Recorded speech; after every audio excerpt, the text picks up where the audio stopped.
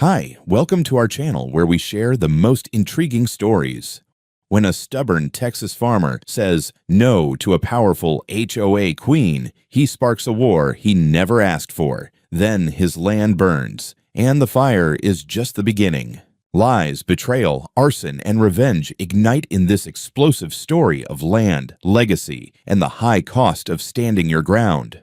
I've lived on this land my whole life, and I've never once mistaken it for anything other than what it is, mine. 1,100 acres of Texas soil that my father and grandfather tended before me, and God willing, I'll pass it on in better shape than I found it. Out here, the air tastes different, cleaner, real. And yet, no matter how far from town I am, trouble always seems to find its way to my fence line wearing perfume and a plastic smile. The morning Karen Randall showed up, I knew the day was going to go sideways the moment I saw that little convoy of golf carts rolling across the road like a suburban cavalry. 4 of them, all shiny, matching, and driven by the kind of people who wear sunglasses even when they're standing in the shade. Leading them, of course, was Her Majesty of Oakwood Rise herself, Karen, president of the HOA, self-appointed guardian of community values, and the kind of woman who could turn the phrase "good morning" into a threat. They parked right along the dirt road bordering my eastern pasture. I killed the engine on my truck, stepped out, and waited. If they wanted something, they were damn sure going to have to cross onto my land to ask for it. And they did. Karen strutted right toward me in wedge sandals that had no business being within 10 miles of a cow pasture. Behind her trailed 3 board members, each holding clipboards like they were about to condemn my barn. "Hunter," she said, smiling like she had a deed to my soul. "Thank you for meeting with us." "I didn't," I said. "You met with me. On my property." She either didn't hear it or pretended she didn't. Hard to tell with people like her. She gestured toward the meadow behind me, the one sloping down toward the creek. 6 acres of wild grass, old pecans, and a small clearing near the water. Beautiful land, untouched. My favorite place to walk in the evenings when the sky turns copper. "We'd like to rent a section of this area," Karen said sweetly. "Just for one weekend. Our annual Oakwood Rise Family Festival." I let her talk because I wanted to hear how ridiculous it could get. She went on about food trucks, inflatable castles, a small concert stage, paddle boats on my creek, and light, tasteful fireworks approved by the HOA Safety Board. She ended it with the kind of number that tells you she has absolutely no idea what land is worth. "For all that, we are prepared to offer you $1,500. She finished, hands clasped like she expected applause. I stared at her, not angrily, not confused, just amazed. They could have offered me $15,000 and it still would have been a joke. But $1,500 for tearing up my land, trampling my soil, dumping God knows what in my water, and leaving me to clean up after 1,000 people who don't know the difference between a pasture and a parking lot. "No," I said. "Not now. Not ever." Her smile didn't even flicker at first. It just hardened, like drying plaster. The board members behind her shifted uncomfortably, and one of them, a thin man with an HOA name badge the size of Texas, cleared his throat as if that might magically help. "Hunter," she said, lowering her voice like we were sharing a secret, "this festival is a tradition. It's important to the community." "I'm not part of your community," I said, "and my land isn't a theme park." She tried again. I shut it down again. Then she tried a softer angle, talking about bringing people together. I told her I prefer my people separate. She asked if I'd reconsider. I told her I'd reconsider never talking to her again. Finally, the smile cracked. Not visibly, not to someone who doesn't pay attention, but I've dealt with cattle my whole life. I know when something shifts, even if it's subtle. The look in her eye went from sugary to evaluating, the way a person looks at a barn door they want to push open by force. "Well," she said at last, stepping back, "thank you for your time. We'll be in touch."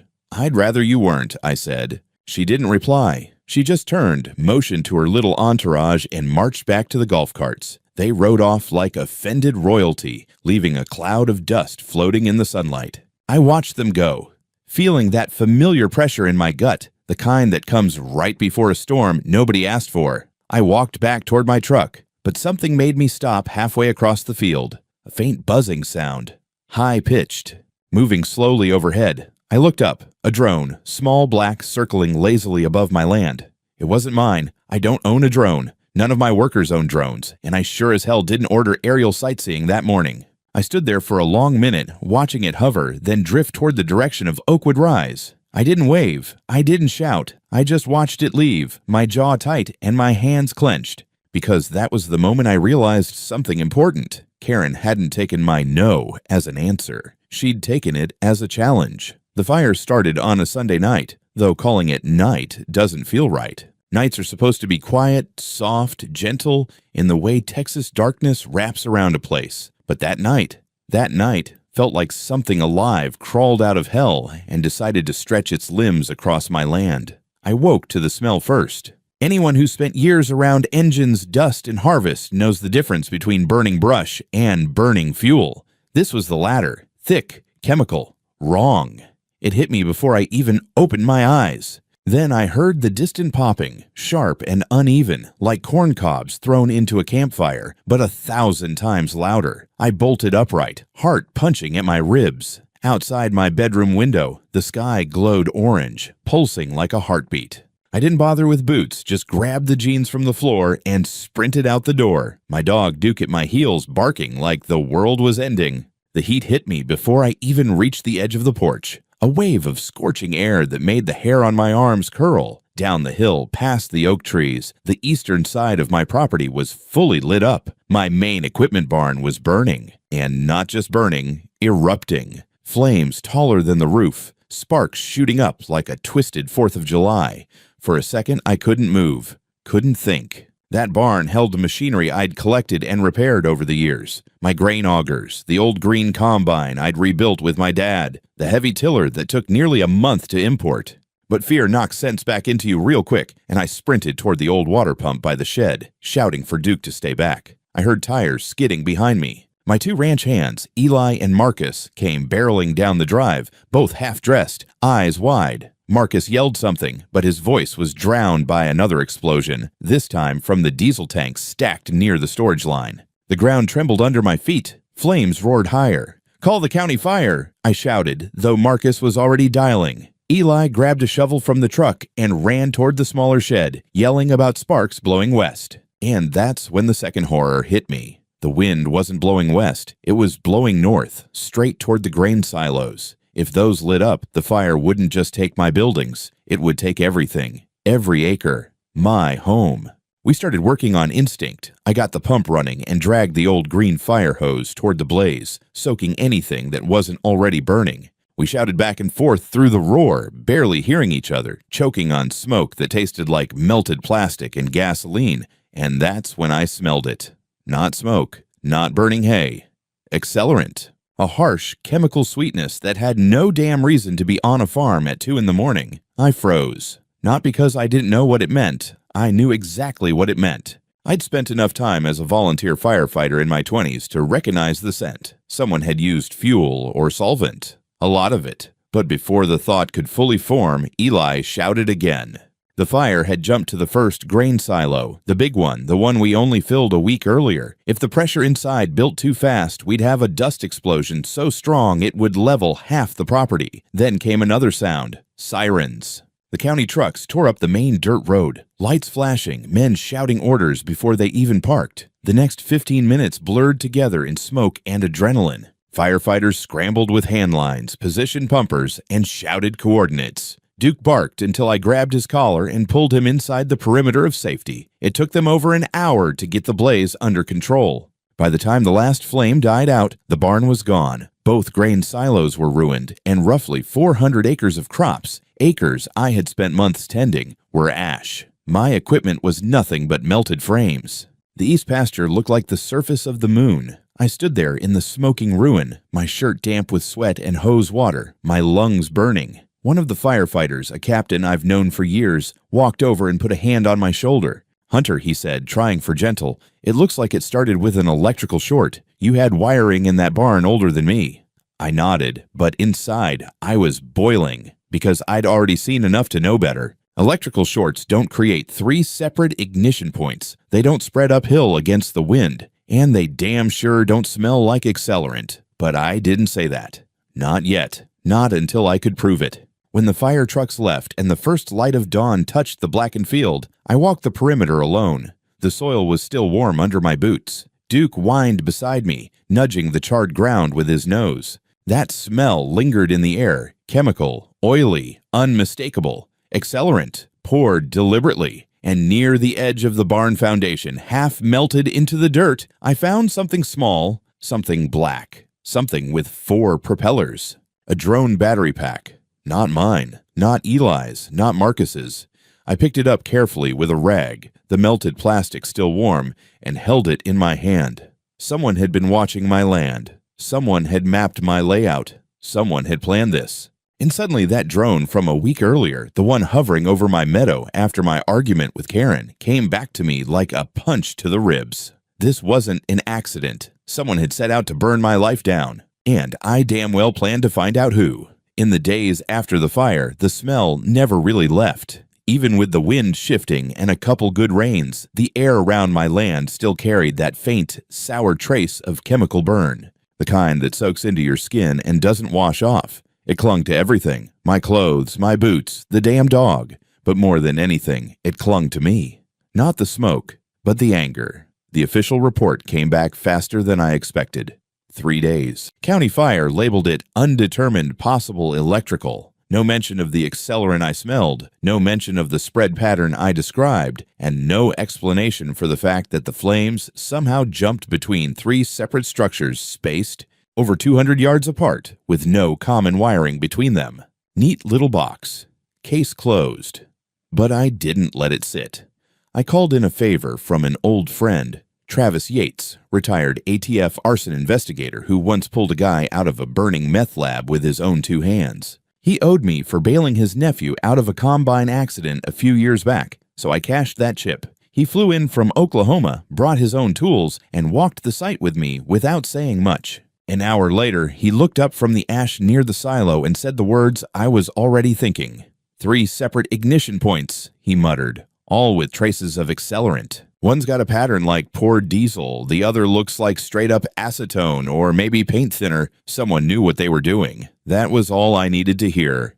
By the end of the week, the insurance estimate had ballooned to over $5 million in damages, machinery storage, lost yield, contract penalties from European buyers who weren't getting their shipments. It was a number big enough to crack a man's spine, and sure as hell big enough for someone to have a motive. I didn't have proof yet, but I had a damn good idea where to look. That's when Karen made her move. She posted a heartfelt message in the Oakwood Rise Facebook group, complete with a photo of my scorched field. It read, "Please pray for our neighbor, Mr. Hunter Blake, who suffered a tragic fire on his land this week. The HOA is heartbroken and stands ready to help, should he choose to accept the strength of our community." It was pure saccharine poison wrapped in faux kindness. The comments below it were worse. Didn't he refuse to help with the festival? Such a shame. But honestly, that barn was a hazard anyway. Maybe now he'll be more open to community cooperation. I wanted to punch the sun. Instead, I forwarded the post to Travis and asked him to check if Karen had any history with harassment complaints. He came back with something better. "I know a guy," he said. "Low-level contractor, used to do event setup for HOAs and corporate stuff. Says he used to work for Oakwood Rise. Fired a few weeks ago. Wants to talk." That's how I got in touch with Rick Gomez. Rick looked like a guy who'd once been built solid and then softened around the edges from too many cheap beers and not enough sleep. He met me at a diner off the highway, nervous as hell, kept glancing at the door like he expected someone to follow him in. "I'm not trying to get sued," he said before the coffee even hit the table. "But what I heard, man, it wasn't right." I leaned in. "Tell me." He pulled out his phone and set it on the table. Hit play on a voice memo. Karen's voice, unmistakable, filled the space between us. Clear, sharp, surgical. "If he won't rent the land, he doesn't value it. If he doesn't value it, maybe he shouldn't have it. That field is an eyesore. The creek would be perfect for the festival. God knows our parking lot isn't. We make it happen, one way or another." Then a man's voice, one of the HOA board members, I guessed. "You want me to talk to Carlos again?" Karen, "Yes," quietly. "No mess." The recording ended. Rick looked at me like he expected me to flip the table. I didn't. I just stared at the phone, jaw tight, the rage crawling under my skin like fire ants. "That enough?" he asked. "No," I said. "I need more."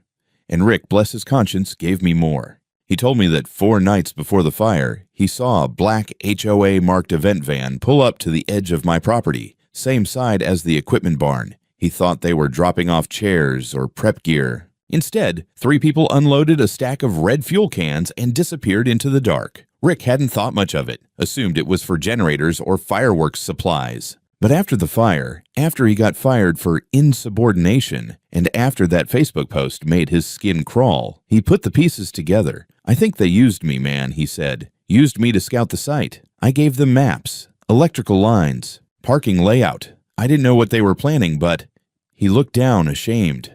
I didn't ask either. I thanked him and promised to protect his identity. Then I called Travis and told him we had a witness, a recording, and a timeline.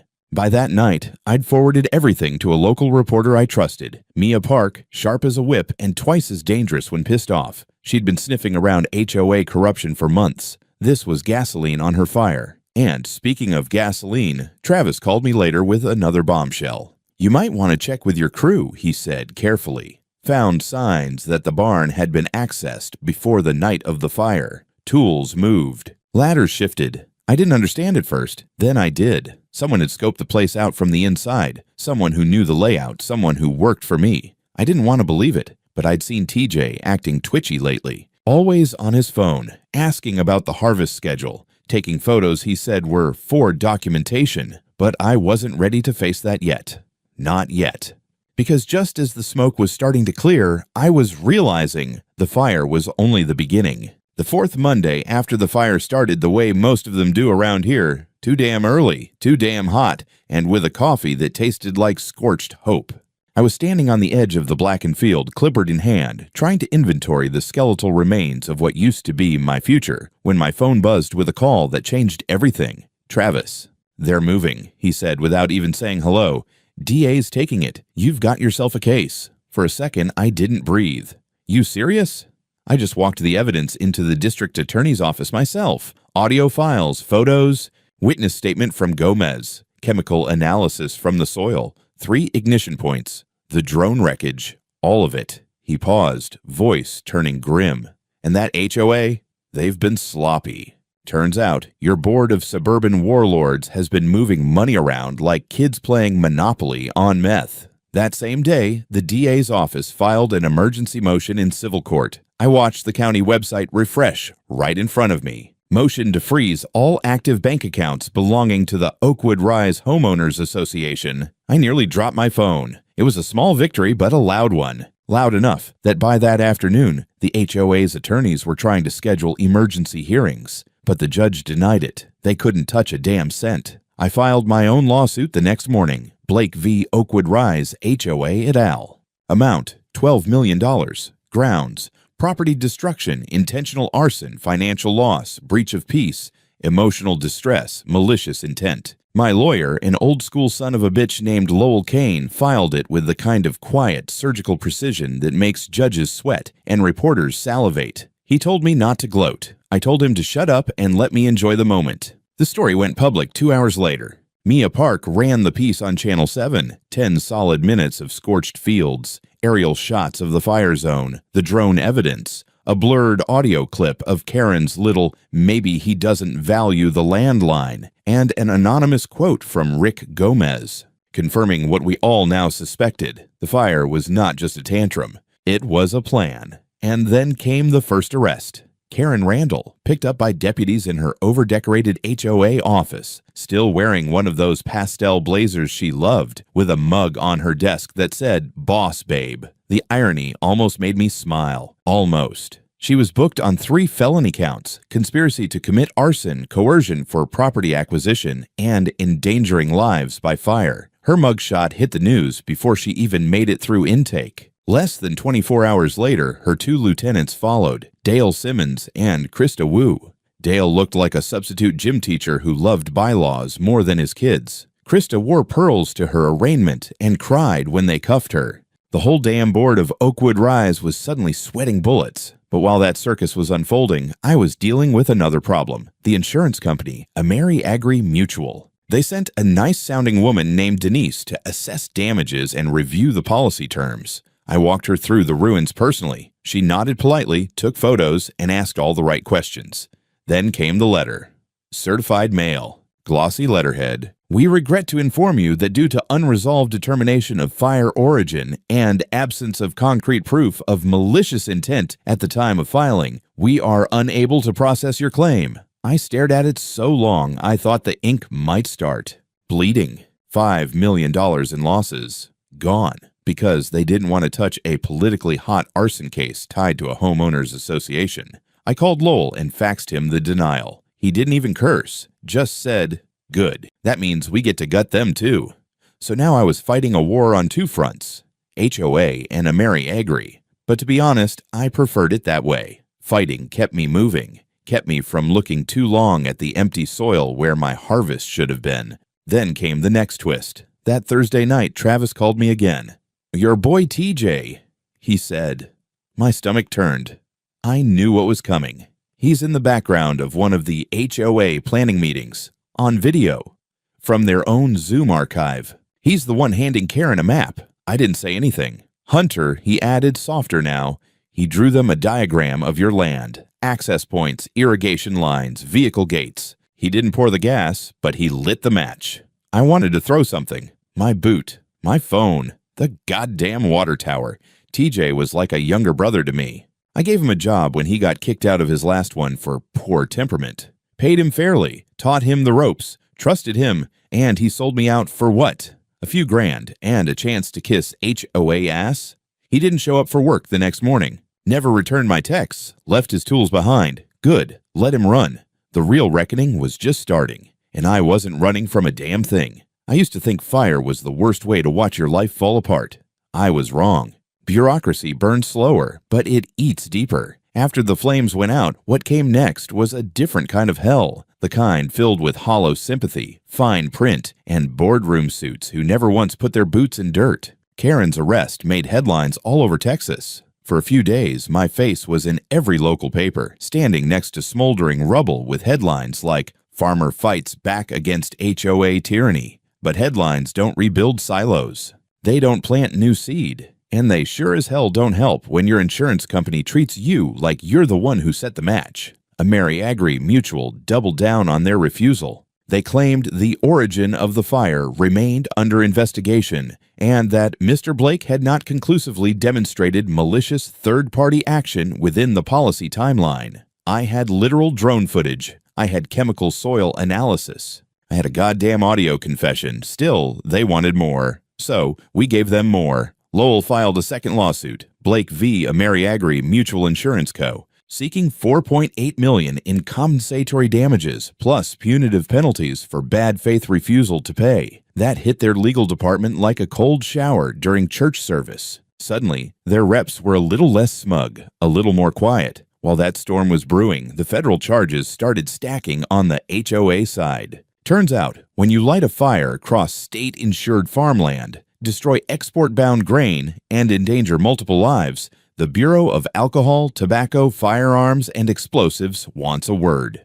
Travis helped submit everything through ATF channels. Within a week, their arson unit was poking through the debris, taking their own samples, snapping photos with government-issued gloves and deadpan expressions. Serious people doing serious work. The kind who don't care about Karen's HOA status or how many potlucks she hosted. Meanwhile, I spent my days knee-deep in ash and paperwork. Rebuilding wasn't an option yet. Too much uncertainty, too many moving parts. I ran numbers every night like a man doing CPR on a corpse, just trying to keep the farm's heart beating. My overseas buyers had already pulled their contracts. Equipment vendors had blacklisted me until payment guarantees could be secured. Bank called twice asking about restructuring. I hung up twice. Some nights, I walked the burned pasture just to remind myself that it was real, that I wasn't going crazy, that all this, fire, betrayal, insurance games, legal war, wasn't just some drawn-out nightmare I'd wake up from covered in sweat.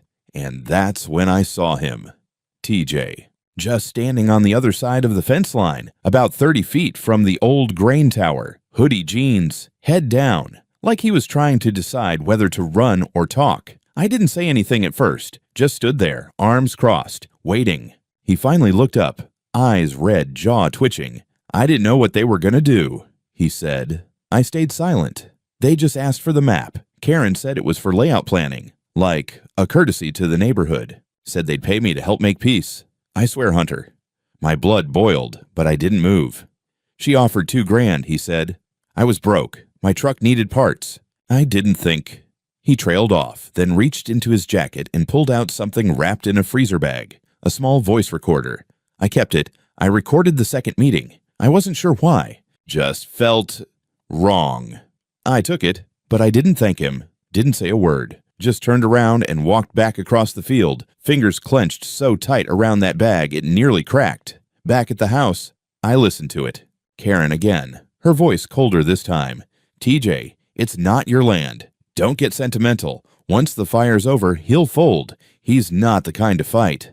You're sure no one will trace it? Please. The man doesn't even lock his damn gates. My jaw locked so tight it clicked. This was the final nail. Lowell flipped when he heard the tape.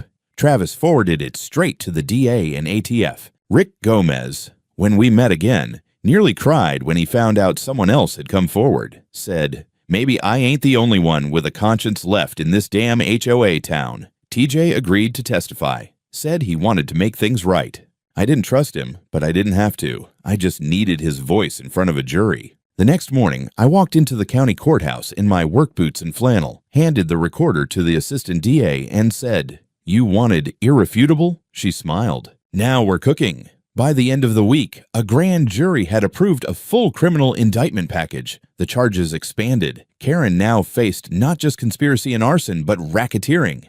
The HOA board was being picked apart, one member at a time. Half of them started lawyering up. The other half started cutting deals. And over it all, like a greasy film on still water, a Mary Agri kept stalling, filing motions demanding delays, citing pending determination of third-party liability. Lowell didn't budge. Let 'em try, he said, because the longer they delay, the more the media eats them alive. He was right. Mia Park's follow-up segment aired on statewide television. When fire isn't enough, the farmer, the HOA, and the insurance giant that looked away.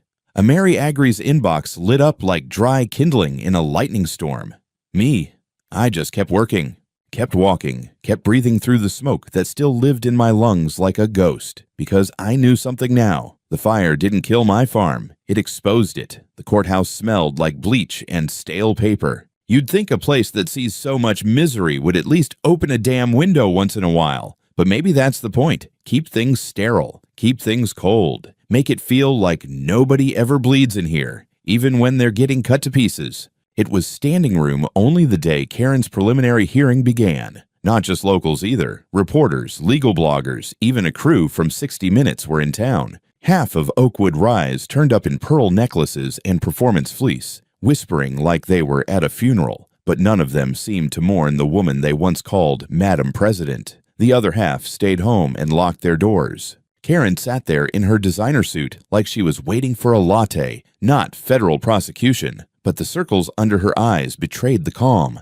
Her two favorite board members flanked her, Dale looking like he'd aged 20 years in 3 weeks, Krista still wearing pearls like it was a church potluck. Their lawyer, a slick transplant from Houston, tried to play hardball from the jump. Claimed the recordings were heavily edited, and that Mr. Blake had personal animosity that tainted the entire investigation. But then the DA queued up the drone footage. There it was, clear as a summer sky. Karen's HOA-marked van pulling up to the edge of my property 2 nights before the fire. 3 people, fuel cans, a black duffel bag. No lights, no permits, no reason. The courtroom went dead silent. Then came Rick Gomez. He took the stand with sweat on his forehead and regret in his voice. Told the jury how he'd worked for the HOA, how he'd delivered materials, seen the fuel, overheard the planning. His voice cracked halfway through. Said he wished to God he'd spoken up sooner. After that came TJ. He looked like hell, eyes sunken, hands shaking, but when he pressed play on the voice recorder, the entire room stiffened. Karen's voice again, crystal clear, cold, and calculated. He won't fight this. He's stubborn, not smart. Once the fire hits, we'll get the land. He'll fold. I watched the jury while the audio played. No one blinked. One woman covered her mouth. A man near the back whispered something to his neighbor, and whatever it was, it made her shake her head like she couldn't believe it. Then TJ added his testimony, How he took money, drew maps, thought it was innocent until it wasn't. He looked right at me as he said it. I sold him out, he said, and I wish I hadn't, because Hunter Blake didn't just lose land. He lost his family's legacy. The prosecutor's office wrapped the day by introducing HOA financial records. Someone had leaked them, possibly a panicking board member, and it showed thousands in unaccounted event logistics expenses. Payments routed through shell companies. One of them had a name that matched an LLC registered to Karen's cousin. Another had no tax ID at all. It was Money Laundering 101 and the HOA board. They were in it up to their Botoxed eyebrows. Karen finally cracked on day 3. Not publicly, not like on the stand, but behind closed doors. Word came through her lawyer that she was considering a plea. She wanted to avoid dragging the community through unnecessary scandal. The prosecutor declined. This is the scandal, he said. That night, she tried to vanish. Didn't show up for her scheduled check-in. GPS ankle monitor went dark for 6 hours. By the time the sheriff's department realized she was gone, her house was empty. Her phone ditched in a mailbox off Highway 83. They found her 2 states over, New Mexico. She was driving a rented Jeep under a fake ID, $25,000 in cash stuffed in a Trader Joe's bag, and a burner phone with only 4 numbers in it, 2 of them traced to HOA members under federal investigation. They arrested her without incident at a cheap roadside motel that still used keys instead of cards. Said she was on a spiritual retreat. That was the final nail. The judge revoked bail. Immediate remand. She came back to the courthouse in cuffs. No blazer this time, just a standard orange jumpsuit and a hairnet that made her look like a woman who'd lost the vote on how her life was supposed to go. And while all that was unraveling, the insurance suit came to life. Lowell had filed a motion to expedite discovery, and the judge, perhaps moved by the firestorm around the HOA case, granted it.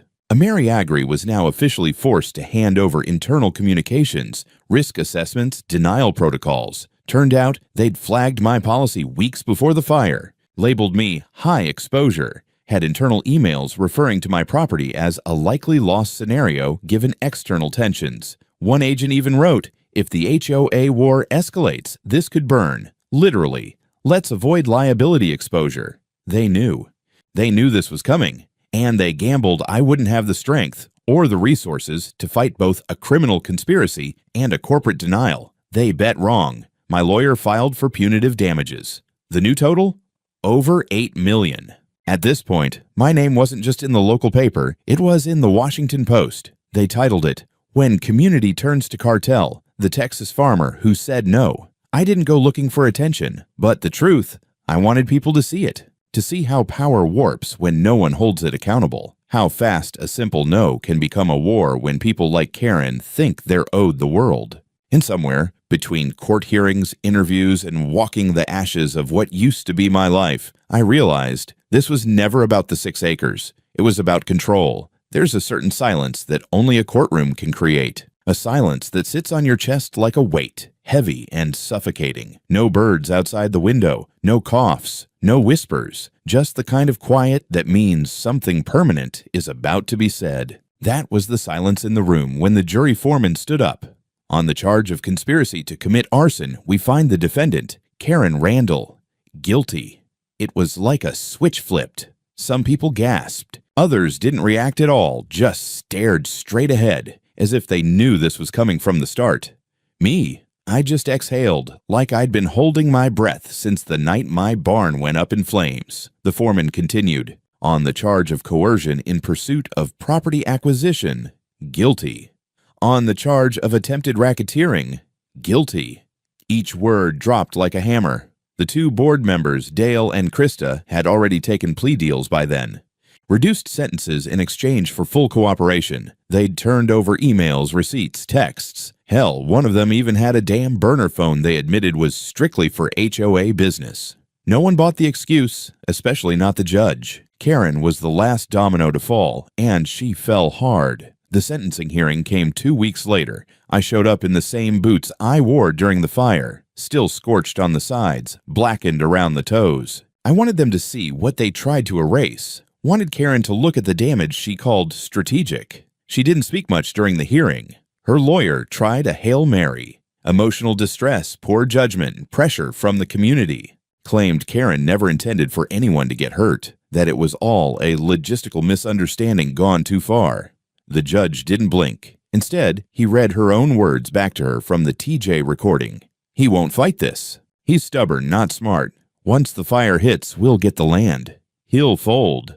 Then he read the rest of the financial fraud evidence, the shell companies, the event slush fund, the cash withdrawals before the fire. One of the withdrawals was made the day after my initial refusal to rent the land. The judge leaned forward, steepled his fingers, and looked Karen dead in the eyes. "You orchestrated this for power. You endangered lives, destroyed a legacy, and tried to flee justice. This court does not take that lightly." He handed down 18 years in state prison, no parole eligibility before 12 years served. When the gavel fell, Karen's shoulders dropped. For the first time in the entire ordeal, she looked human. Not broken, just small. The HOA didn't survive much longer. Within 3 days, the remaining members resigned en masse. The association declared bankruptcy, completely unable to pay legal fees, restitution, or fines. The court seized the HOA's operating account, then moved to liquidate assets, community center, shared infrastructure contracts, even a small HOA-maintained lakefront dock. Residents of Oakwood Rise were given formal notice that the subdivision would revert to non-governed private ownership. No HOA, no dues, no enforcement, just neighbors, and a long road back to civility. Some cheered, others panicked. A few tried to blame me, of all people, but the ones who knew the truth, they didn't say a damn word. They knew. The civil verdict in my favor came 3 weeks after sentencing. $10.8 million awarded.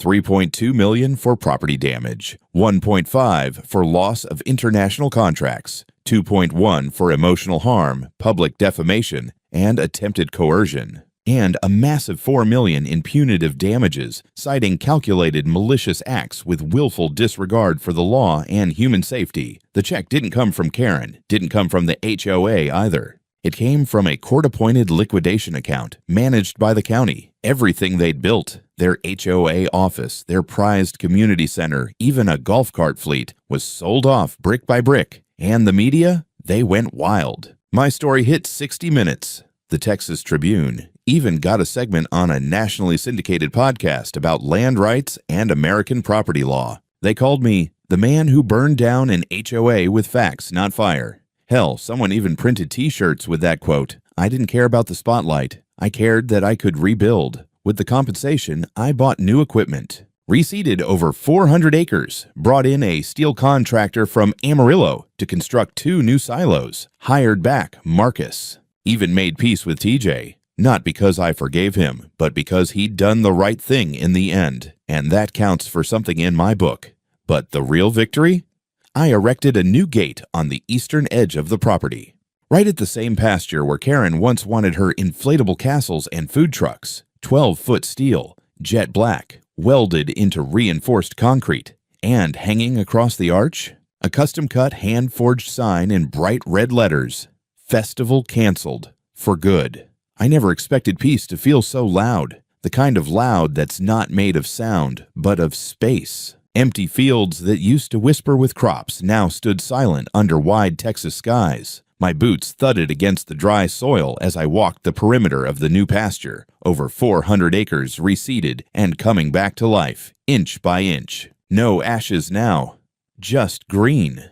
A year had passed since the fire. 12 months of lawsuits, interviews, repairs, courtrooms, and endless calls from lawyers, journalists, and neighbors who never gave a damn until they realized they could be next. Now, the land was mine again, quiet again, but not the same. Neither was I.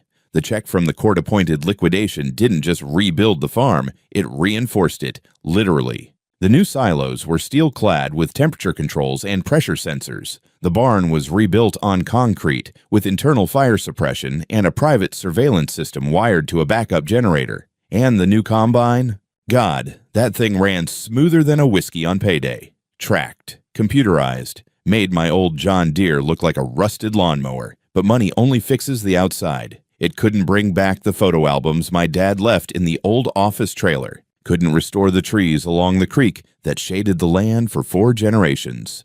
Couldn't undo the moment I realized someone I trusted helped mark my farm for destruction. TJ stuck around. Not on payroll anymore, but he'd come by sometimes to help out. Said it was therapy. I didn't ask questions. We didn't talk about what happened. He did what needed doing, and I let him. Rick Gomez moved out of the county. Last I heard, he was working construction up near Denton and going to church again. We spoke once after the trial. He thanked me. Said the guilt was eating him alive, but the confession helped. Karen, still locked up, serving her 18-year sentence in a state facility outside Houston. Her appeals failed. The judge wrote in his denial that she remains unwilling to accept the gravity of her actions. I didn't celebrate when I heard that. I didn't need to. My revenge wasn't her punishment. It was the sign. That jet black gate stood like a scar at the east entrance to the farm. Every so often, tourists or curious locals would drive by, slow down, and gawk at the blood-red lettering, "Festival canceled." For good. Some took pictures. A few HOA bloggers called it tasteless and vindictive.